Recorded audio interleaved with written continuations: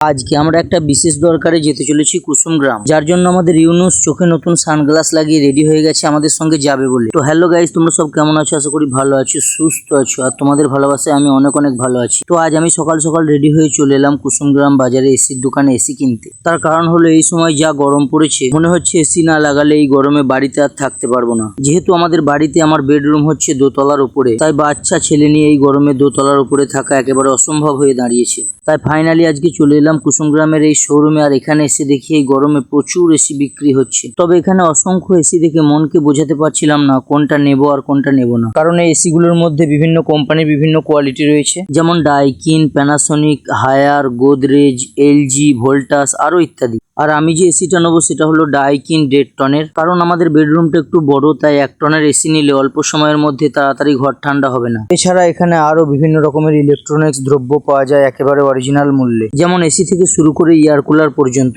তো ফাইনালি এখন এসি কিনে আমাদের গাড়িতে লোডিং করা হয়ে গেল, তাই এবার রওনা দেবো বাড়ির দিকে। অবশেষে বাড়ি পৌঁছে টোটোওয়ালার হাতে হাত লাগিয়ে দুজন মিলে এসির বক্সগুলো গাড়ি থেকে নামাতে শুরু করলাম।